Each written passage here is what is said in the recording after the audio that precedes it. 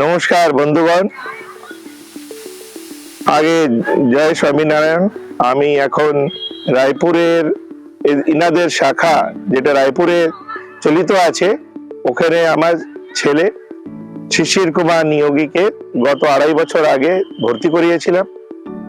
এখানে আসার পরে আমার ছেলে আগে অতিরিক্ত টিভি এবং নানা ধরনের জিনিসের মস্ত ছিল। এখানে আসার পরে আমার ছেলের সব থেকে বড় পরিবর্তনটা পেয়েছি, সেটা এই হয়েছে যে এই ছেলেটা এখন টিভি তো দেখছে, তবে এখন ওর ইচ্ছা বা ওর দরকার হয়ে গেছে লেজেন্ডস অফ হনুমান দেখা। আমি ওর মাধ্যমে জানতে পেরেছি যে বেদ কি, আমি ওর মাধ্যমে জানতে পারছি যে যদি আমাদের গ্রহণ লাগে তো গ্রহণ লাগলে কি করতে হয়। আমরা যেরকম ছিলাম, আমি আমার পরিবারে আমরা এই জিনিসগুলো শুনেছিলাম, জানতাম না। যেরকম এ বলে তাতে মনে হয় যে এখানে এর ব্যাপারে খুব বেশি চর্চা হয়। দ্বিতীয় কথা, এর আমাদের মধ্যে এরকম কথাবার্তা রাখাতে আমাদের ঘরেও একটা, আগে যেরকম আমাদের ঘরে কথাবার্তা একটু ঝামেলা হতো, এটা কোনো না কোনো জায়গায় মনোমালিন্য একটা অবস্থা পরিস্থিতি নির্মিত হতো, সেইটা অনেকটা কমে গেছে। এমনকি কোনো সময় যদি কোনো এরকম ঝামেলা হচ্ছে তো আমার ছেলে বলে, ছাড়ো না মা, ছেড়ে দাও, তুমি 1-2 মিনিটের জন্য চুপ করো, তাতে শান্তি হয়ে যাবে, পরে এই ব্যাপারে কথা বলে নিও। এইটুখানি একটা বাচ্চা, মাত্র 12 থেকে 14 বছরের বাচ্চা, এরকম কথা যখন বলে, আমরা বড় হয়েও আমাদের এরকম শোনার পরে অনেকটা আমরা নিজেকে সংবরণ করে ফেলি।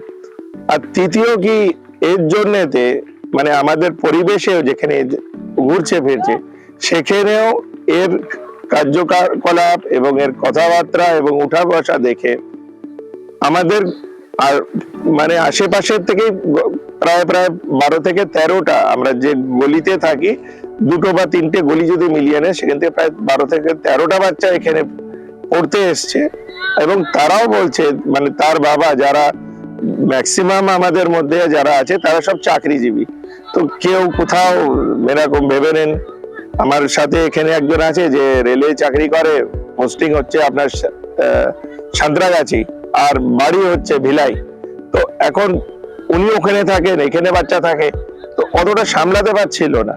তবে আজকে ওই ছেলে সারাটা দিন পড়ায় মগ্ন, কথাবার্তা, সেদিন আমার সাথে যখন কথা হয় সবসময় এরা আগে প্রণাম করবে। মানে সব থেকে বড় ডিফারেন্স এটা আমি দেখেছি যে ছেলেগুলো এখান থেকে যেখানে আমাদের নিজের বাড়িতে ঢুকলে আগে প্রণাম হবে, তবেই এরা ঘরে ঢুকে। একটা খুবই ভালো পরিবেশ এখান থেকে এরা শিখিয়ে দেয়। এবং আগেও আমি মনে করি যে আরো আগেই বাড়বে, যদি এরকমই চলতে থাকে তো এদের মানসিকতাটা ভালো হবে। এই যে আজকালের যে রেপ, মারামারি, ছিনতাই, গুন্ডমি, এর থেকে আপনার ছেলে মেয়ে অনেকটা বাঁচবে, এটা ওদের ভবিষ্যৎটা গড়তে সাহায্য করবে। আমি মনে করি আপনারা যদি সময় হয় একবার এরকম জায়গাটাকে ভিজিট করতে পারেন, এবং আপনার যদি ঘরে কোনো বাচ্চা 5 থেকে 10 পর্যন্ত কেউ বাচ্চা আছে, যদি ওকে আপনি এখানে এনে দেখতে পারেন, এনে রাখতে পারেন। এখানকার ব্যবহার খুবই ভালো, এবং এখানকার যে স্টাফ তারাও খুবই সরল ব্যবহারে আপনার ছেলেকে খুবই আপ্যায়ন করে নিজের মতন করে বাড়িতে এখানে রাখবে। ধন্যবাদ।